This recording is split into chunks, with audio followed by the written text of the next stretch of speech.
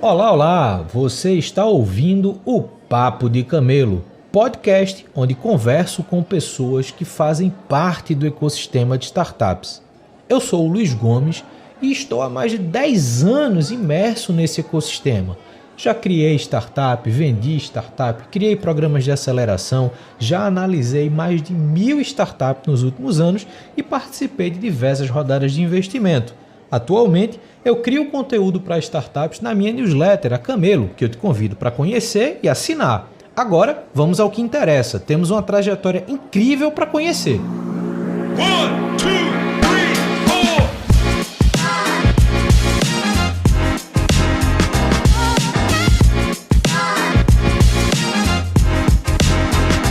Estamos começando mais um Papo de Camelo. Hoje eu estou recebendo a Christian Moreno. Ela representa a Gunderson, que é um escritório voltado ao controle jurídico das empresas que fazem investimento em startups, toda essa estrutura da economia digital, negócios criativos. A gente vai bater um papo hoje que a gente vai ter a possibilidade de entrar em temas mais técnicos que fazem parte desse contexto de startups e de negócios digitais como um todo, como uma oportunidade bacana de conhecer não só a visão de mercado da Christian, mas a sua história. Obrigado por ter aceito conversar comigo. Passando a palavra para você, como eu sempre faço com todo mundo, quem é você e como é que você chegou até aqui? Oi, Luiz, é um super prazer estar aqui, adoro o podcast, então muito legal mesmo, obrigada pelo convite. Bom, eu sou a Christian Moreno, Cris, eu sou advogada, trabalho no Gunderson Dettmer, que é um escritório americano que cuida só de startups e fundos de venture capital. Tudo que a gente faz é trabalhar com a economia da inovação. Eu sou paulistana, me formei aqui em São Paulo em Direito. Meu primeiro contato com economia da inovação foi em 2007, quando eu comecei a trabalhar com o que na época não se falava em fintechs, mas eram fintechs. Comecei a trabalhar no Pinheiro Neto com o Bruno Balducini, que é o pai das fintechs, né, da regulação de fintechs. Fiquei lá por 5 anos e aí fui fazer um mestrado nos Estados Unidos, em Colômbia. E aí fui trabalhar num grande escritório americano, representando grandes corporações. Cansei do direito, fui fazer intervalo, fui trabalhar com moda, enfim, me aventurar um pouco. E aí conheci uma advogada que trabalhava no Gunderson, que me falou, olha, eu sei que você não quer voltar para o direito, mas aqui é diferente. A gente faz, assim, nossos clientes são diferentes, não tem nada a ver com o que você viu antes. E aí fui falar com o pessoal desse escritório, que foi em 2015, e, assim, advogados que usavam naquela época camiseta e calça jeans, que era um negócio super, isso assim, 2015, faz tempo. E adorei a proposta. Eles estavam procurando alguém nos Estados Unidos para fazer América Latina dos Estados Unidos, né? Então, lógico, naquela época, a América Latina não era um mercado tão grande de inovação como é hoje, não se falava em startups, não tinha advogados que faziam isso, que se especializavam nisso. Então, fui trabalhar lá e fazia 50% de trabalho para a América Latina, então não só o Brasil, mas a região como um todo, e 50% o mercado doméstico. E tô lá desde então, há 9 anos. E é isso, um pouco de mim. Sou mãe de 3 meninos, então isso também é grande parte da minha vida. Pô, muito legal, Chris. E bom poder chamar de Chris. Adoro paulistanos que resumem nomes, independente do nome que a pessoa tenha. É isso. É, Mas muito legal conhecer um pouquinho da tua história, conhecer um pouquinho desse perfil profissional que você vem construindo ao longo do tempo. Mas tem uma coisa que eu achei curioso nessa tua história, que é exatamente essa pausa que você fez para experimentar outras possibilidades, experimentar atuar em outros mercados. Porque eu acho interessante, mesmo que a gente vá caminhar a nossa conversa para algo mais técnico, para algo mais voltado a essas estruturas de investimento, mercado de inovação, estruturas jurídicas, mas eu acho que tu tem um perfil que tem uma similaridade muito grande com algumas empreendedoras e empreendedores que eu converso aqui, que é começar a não se enxergar muitas vezes pertencente ao lugar que faz parte e tentar novas coisas. E eu acho que isso é interessante para compor a trajetória profissional da gente, compor o nosso perfil enquanto enquanto figura profissional do mercado, enquanto pessoa mesmo. E eu acho que isso é muito legal, tanto a tua primeira experiência antes dessa pausa, quanto esse momento de deixa eu experimentar uma coisa nova, deixa eu pensar em outras coisas, deixa eu enxergar outras coisas, e essa volta que provavelmente, claro, tem muita influência do ambiente não ser aquele ambiente tradicional, né, dos escritórios jurídicos e etc., mas mais do que isso, você voltar com outra cabeça para esse mercado. E era esse ponto que eu queria começar o papo da gente. Como é a Cris voltando para um escritório jurídico, se deparando com um ambiente que não é aquilo que você tinha visto antes, não é aquela estrutura, não são aquelas pessoas com aquele dress code que a gente geralmente está acostumado.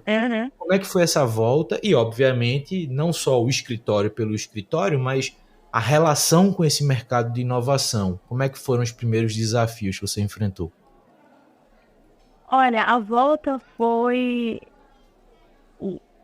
a junção, eu acho que de dois mundos muito diferentes. Então, um mundo corporativo super tradicional para um mundo totalmente o mundo da moda, onde as coisas são feitas assim, é muito parecido com o mundo de startups mesmo, né? De empreendedorismo, onde as coisas são feitas assim, tem dia alguma coisa vamos resolver, assim, é muito pouco estruturado nesse início, né? Então eu fui trabalhar com uma style que recebia assim um trabalho hoje para entregar amanhã. Então assim, corre, vai, resolve e tal. E quando eu fui trabalhar, passei a ser advogada de startup, os problemas que eu estava resolvendo para os meus clientes eram problemas reais, que, assim, coisas que precisavam acontecer reais. Então, assim, até ontem eu estava falando com um fundador que é assim, olha, preciso receber o cheque amanhã, senão minha folha de pagamento, não vou resolver minha folha de pagamento. Então, assim, é um problema real que precisa ser resolvido agora.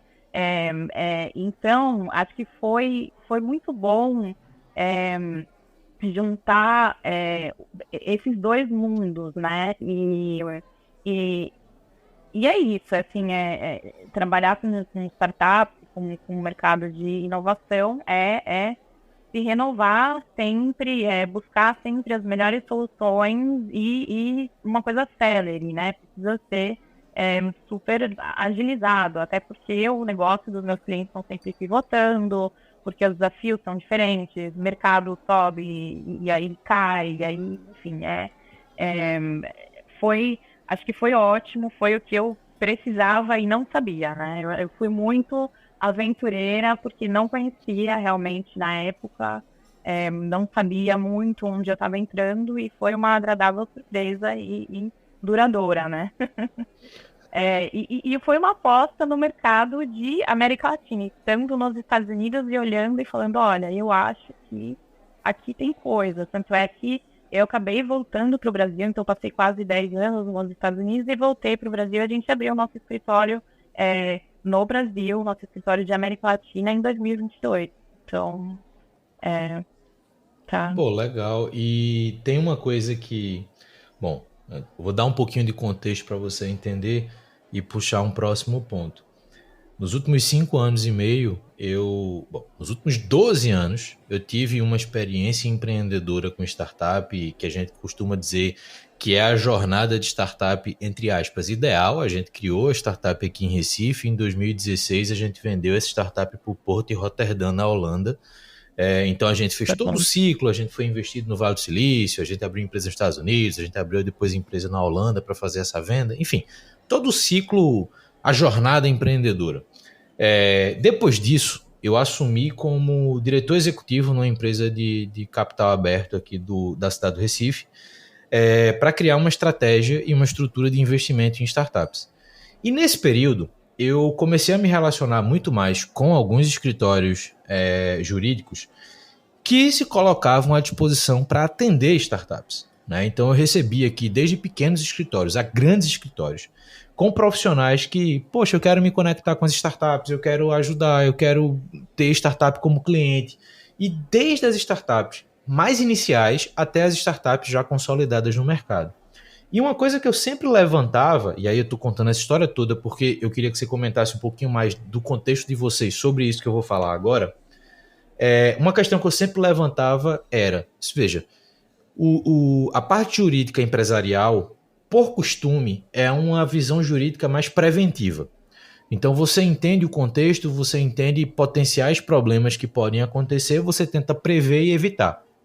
No contexto de startups, geralmente, e foi ótimo o exemplo que você deu, a postura dentro da estrutura, e isso se reflete no jurídico, é uma postura muito mais reativa. Se eu não recebo o cheque amanhã, eu não pago minha folha. Se isso não acontece, eu preciso fazer tal coisa. Se essa questão, entre aspas, com os dedos aqui, legal, eu não posso atender agora, eu tenho que ter uma alternativa. Então, a startup ela está o tempo inteiro reagindo ao contexto. Isso quando a gente traz para o escopo do jurídico empresarial, isso pode gelar a espinha da advogada ou do advogado que está do outro lado, porque sabe o tamanho do problema que isso pode virar no futuro. Como é que... E aí, foi ótimo exemplo que você trouxe, mas como é que vocês hoje passam para as startups, enquanto escritório, dizer assim, cara, a gente está aqui para não impedir, entre aspas, que vocês se desenvolvam na agilidade que vocês precisam. Mas a gente também precisa achar um ponto de equilíbrio entre o preventivo e o reativo. Como é que vocês hoje lidam com isso? É porque eu gosto de pensar, assim, em mim, e acho que meus colegas também, como parceiros, mais parceiros do que advogados. Então, embora nós sejamos advogados, tem uma série de coisas que a gente faz que um escritório, outros escritórios não fazem. Então, por exemplo, a gente sabe matemática, a gente calcula o preço por ação, faz modelo de rodada, a gente vai em reunião de board para entender como a empresa está indo, como que, assim, prever, olha, eu acho que aqui seria legal a gente fazer uma coisa mais formal, aqui eu entendo que o mais correto seria fazer formal, mas, a gente precisa assinar isso, então vamos tomar o risco? Vamos, é assim, falar para o cliente, olha, tem esse risco, mas se eu fosse, eu gosto muito de me colocar no lugar do empreendedor. Se eu fosse empreendedora, é isso que eu faria. E a partir daí, lógico, a decisão comercial não é minha, mas realmente dar esse suporte e a segurança de que tem alguém que olhou para isso e que o empreendedor vai tomar uma decisão sabendo de todos os cenários e daquilo que pode acontecer ou não, né?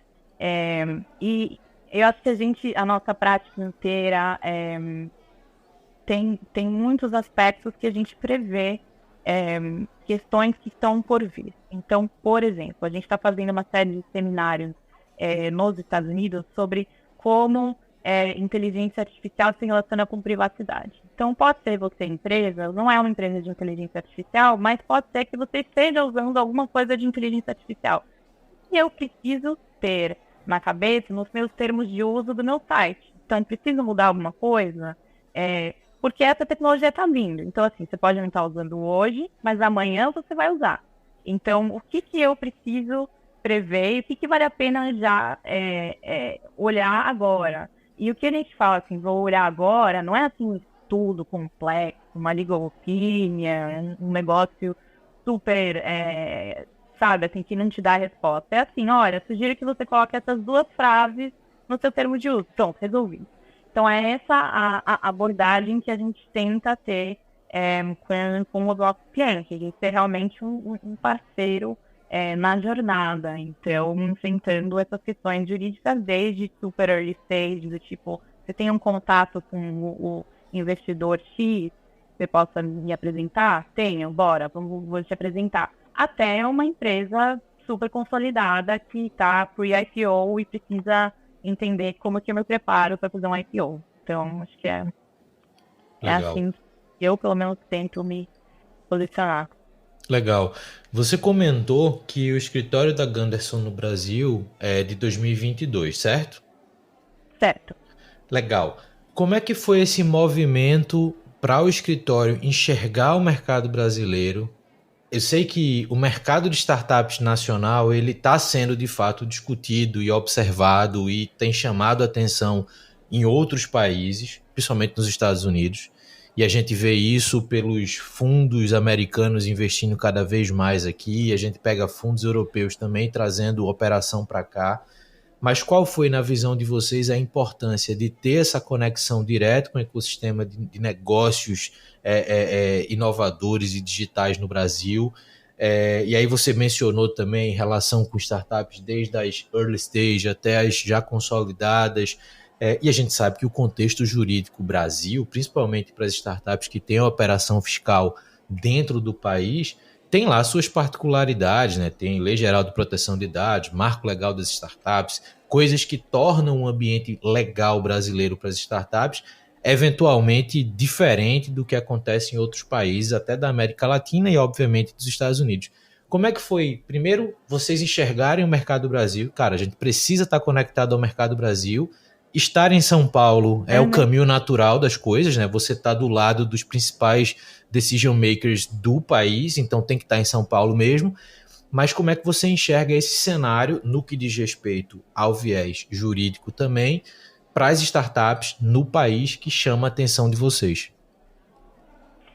Olha, o Gunderson trabalha com a América Latina desde 2006, quando a Tiger começou a investir na região. Então a Tiger investiu em Decolar, Netshoes, Peixe Urbano. Então é muito antiga a prática e o olhar do escritório para a América Latina, né? Então, 2006, depois o próximo passo foi a Tiger apresentou a gente para casa, que fez o primeiro fund formation deles. A gente apresenta fundos também quando eles vão captar. Então a gente representou a casa desde o primeiro fundo deles, né? E até hoje são um grande cliente nosso na América Latina. E aí fomos representando outros fundos, né? Monachi e tal, e foram apresentando a gente para as empresas. Então hoje a gente tem 200 empresas, 100 delas no Brasil, né? Por volta de 100, e mais 100 espalhadas na América Latina. E aí 90 fundos que têm como tese principal investir em América Latina, não necessariamente só Brasil.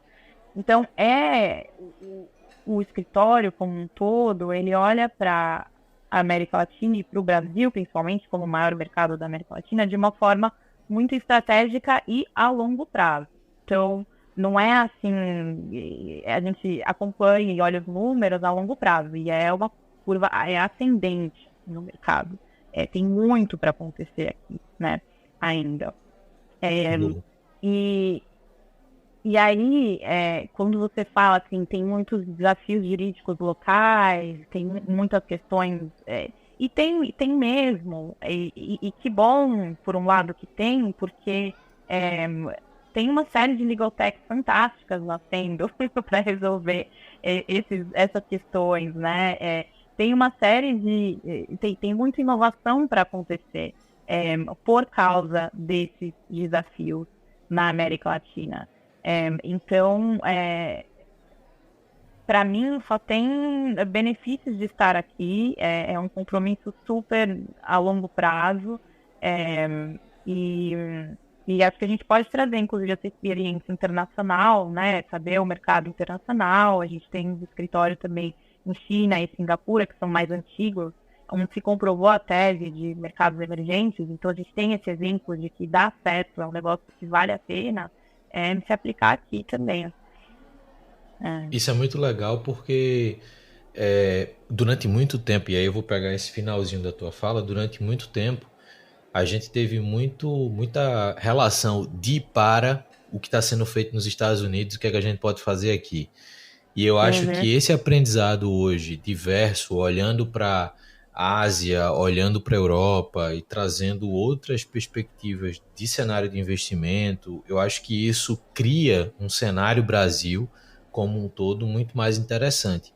E tem um outro fator que você colocou que eu acho que é um bom ponto de justificativa da Gunderson hoje ter uma base no Brasil e ter essas 200 operações aqui, ter 200 clientes na América Latina, considerando metade no país, é o fato de que vocês se tornam uma ponte de conexão segura para os fundos se relacionarem com o ecossistema, né? Então, é um misto de tô aqui para poder gerar oportunidade para as startups, sim, para mostrar que a gente está aqui para ajudar, para conectar, para fazer a coisa acontecer, mas eu também estou aqui para quando o fundo de fora olha para mim e fala, bom, a Gunderson tem um escritório lá, então eu posso ir via eles fazer minhas operações de investimento. Então isso, uma figura como vocês hoje no Brasil, elevam a capacidade e a maturidade das relações de investimento que acontecem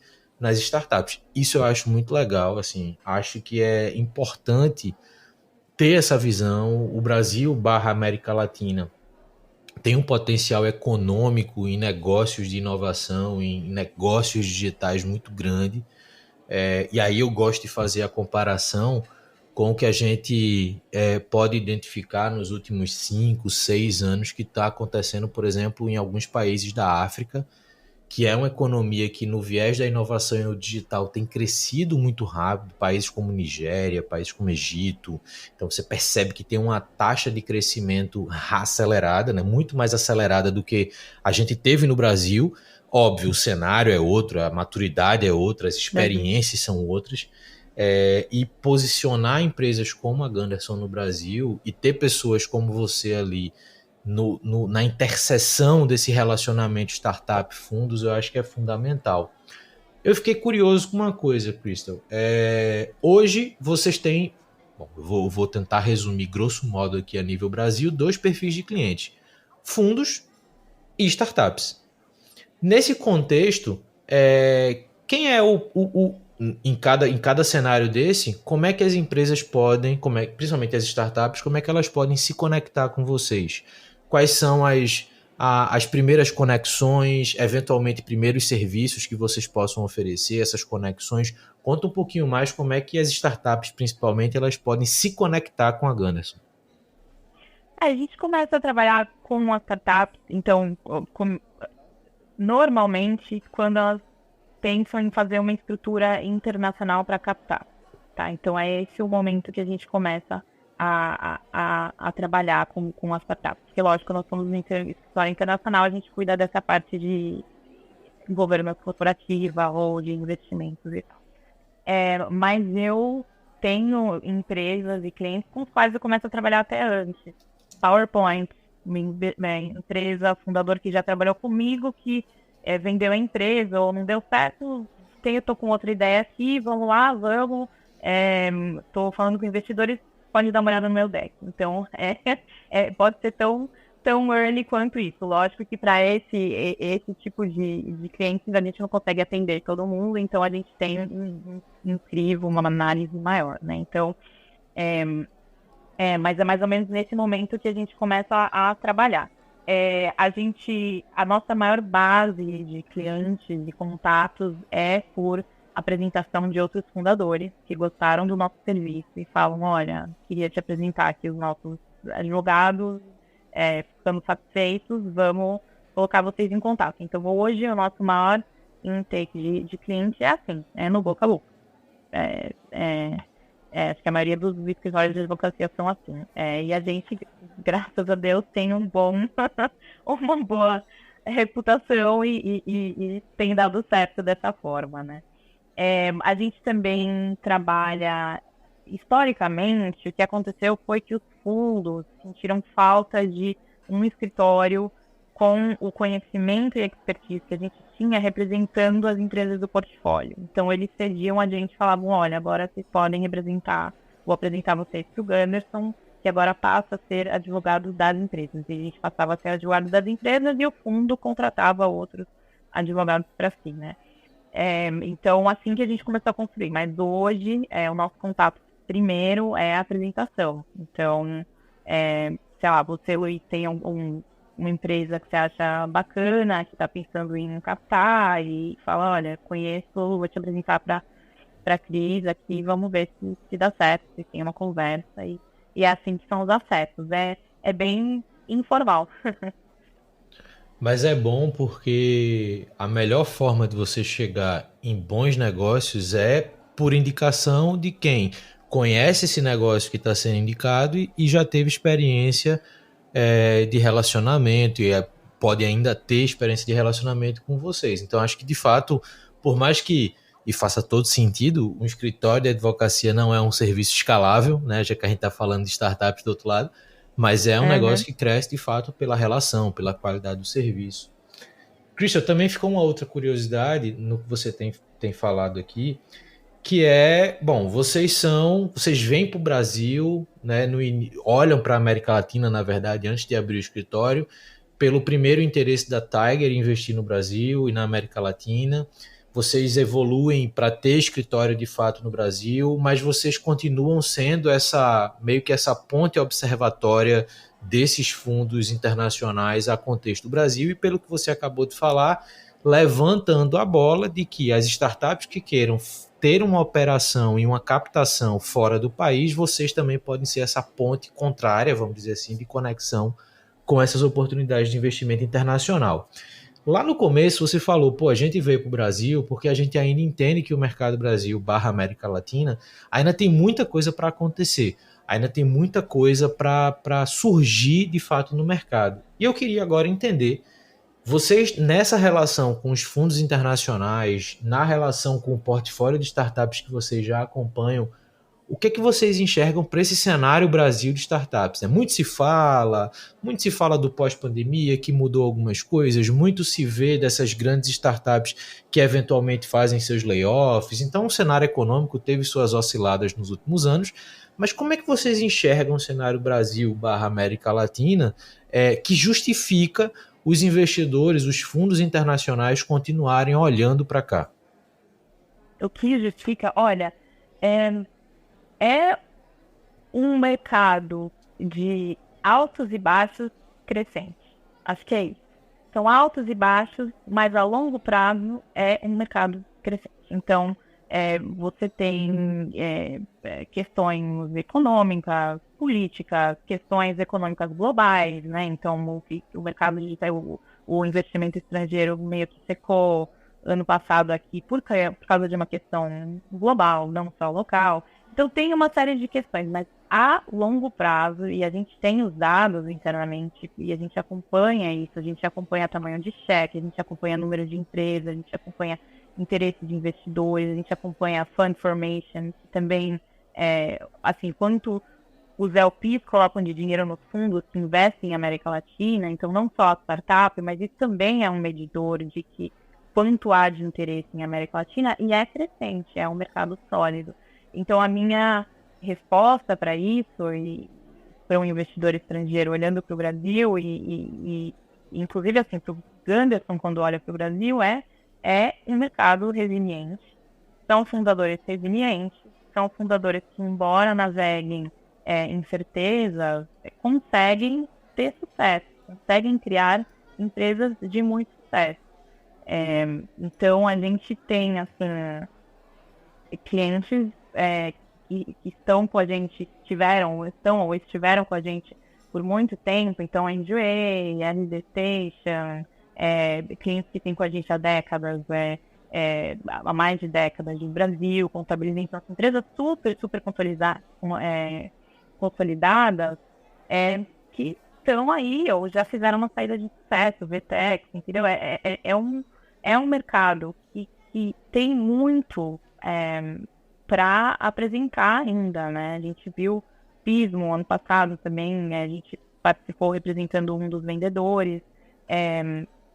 Há muitas vendas, muitas saídas como a Pismo ainda para acontecer. A gente não acredita que é uma questão isolada, a gente acredita que é uma tese mesmo, a longo prazo, que tem muito, muito para ser desenvolvido, e é isso que a gente passa para os nossos clientes investidores também, que são investidores americanos, quando olham para a América Latina e falam, olha, a gente apostou, a gente continua apostando, a gente acredita, vem com a gente. Boa, eu acho muito legal porque a tua experiência, ela faz com que a gente olhe para o cenário das startups por uma ótica que geralmente não é tão discutida. A gente, quando olha para o cenário de startups, a gente olha para os cases e o que está acontecendo das vendas, das aberturas de capital, das grandes rodadas de investimento, e a gente sempre olha pelo lado onde as coisas, em tese, acontecem mais rápido, que não necessariamente é uma regra, não necessariamente é isso, mas é o que muitas vezes as pessoas começam a acreditar. Não, a startup ela tem que captar rápido, crescer rápido, gerar rápido uma saída. Por outro lado, você traz uma experiência que eu acho que é pouco conversado nesse meio, que é a visão de fundos de investimento são sempre visões de longo prazo. Né? Quando você abre uma tese de investimento, quando você cria uma estratégia para transferência financeira para um conjunto de empresas, você está falando de uma relação que, no melhor dos cenários, é 10 anos. Então, assim, é uma visão que tem um fluxo de relacionamento diferente, que tem um fluxo de operação diferente, que tem uma visão de mercado diferente. Eu acho que quando você faz a análise de que o cenário Brasil, que querendo ou não, hoje é o cenário que puxa muito do comportamento da América Latina, é um cenário que oscila, mas cresce, eu acho que essa é uma leitura interessante, porque por mais que o mundo todo tenha passado nos últimos 4 anos por oscilações quase homogêneas, né? O cenário como um todo oscilou muito parecido. A gente vai ter agora uma visão de retomada, né? Uma projeção de retomada, que eu acho que duas grandes coisas são interessantes nesse contexto. O primeiro é que, como você falou, mais cases como o da Pismo, mais cases como as últimas startups que abriram capital, vão continuar acontecendo, mas mais do que isso, a gente está vendo o surgimento de uma nova onda empreendedora, né? Principalmente ali de 2018, 2019 e até 2020 para cá, que tem uma curva de maturidade no comportamento empreendedor muito rápido. Então, a turma empreendedora do período de pandemia para cá, essa turma amadureceu muito rápido, entendeu muito rápido o fato das soluções digitais não ter a geografia como a limitação, né? Então isso também é um fato importante. A gente está muito acostumado, talvez São Paulo um pouco menos, mas, por exemplo, aqui em Recife, a gente ainda vê empreendedora e empreendedor de startup criando soluções focado no mercado recifense, focado no mercado pernambucano, focado no mercado nordestino. Cara, mas isso podia estar hoje em atuação na América Latina, na África, na Europa. Mas como é que chega lá? Como é que eu... E às vezes a barreira é basicamente uma barreira linguística. Porque o produto por si só, ele não tem, não existe logística, não existe indústria, não existe nada que faça com que o processo de expansão internacional ele não aconteça. Então, muitas vezes é só visão estratégica, posicionamento. Então, a gente vai ver uma fase, um ciclo empreendedor agora muito interessante. E, de novo, ter figuras como vocês que estão na interseção de quem está olhando para investir e estão ali no relacionamento com startups, já com cases, e eu acho que os cases de vocês são muito legais, eu acho que isso dá uma segurança também para essas figuras. Dizer assim, cara, vamos fazer o negócio acontecer, vamos buscar uma captação externa, vamos consolidar o negócio no país, e esse é um posicionamento que a figura jurídica tem que ter cada vez mais forte nesses cenários. Cara, a gente está aqui para mostrar que você pode fazer, que dá para se posicionar, e a gente te instrui e te prepara para o negócio poder se relacionar com todos esses players, seja investidores ou de mercado. Cris, gostou do papo? Adorei. Muito legal. Boa. Alguma coisa que a gente não falou que você queira trazer sobre a Gunderson, sobre visão de mercado? Pode compartilhar, pode trazer mais. A gente passou muito por essa visão mais macro, mas se tem alguma estratégia, um próximo desafio para a Gunderson, o que é que você pode trazer? Olha, deixa eu ver, o próximo desafio não diria um próximo desafio, mas um próximo desafio, próximo projeto. Acho que é trazer cada vez mais tecnologia para o escritório em si, né? Porque a gente tá fazendo. Então, a gente lançou ano passado o ChatGPT, que é o nosso AI interno. Acho que foi o primeiro escritório, pelo menos reportado, né? Que tem essa própria inteligência artificial. A gente está super animado e eu acho que próximos passos, para mim, pessoalmente, é ver como isso vai se desenvolver e a expectativa de como esse ano, o ano que vem, em 3 anos, a minha prática e os serviços que eu presto para os clientes vai mudar em razão disso, né? Então, vamos ver. Boa, e eu acho que é muito isso, assim, os mercados tradicionais, e eu vou te colocar nesse bolo, né? Os mercados tradicionais, como o mercado jurídico, estão se reinventando muito rápido. Querendo ou não, essa relação que a gente está tendo cada vez maior e cada vez mais próxima com inteligências artificiais. E aí é interessante você falar isso, porque ao mesmo tempo vocês estão lá também discutindo, pô, como é que a gente lida com inteligência artificial sem colocar a privacidade em risco, sem colocar. Tem outras discussões que falam que colocar a autoria das coisas em risco, mas é importante estar junto, é importante entender, é importante começar a testar, usar, aplicar isso nas operações, porque querendo ou não, são novas tecnologias que podem otimizar nosso trabalho, que podem potencializar o resultado que a gente gera.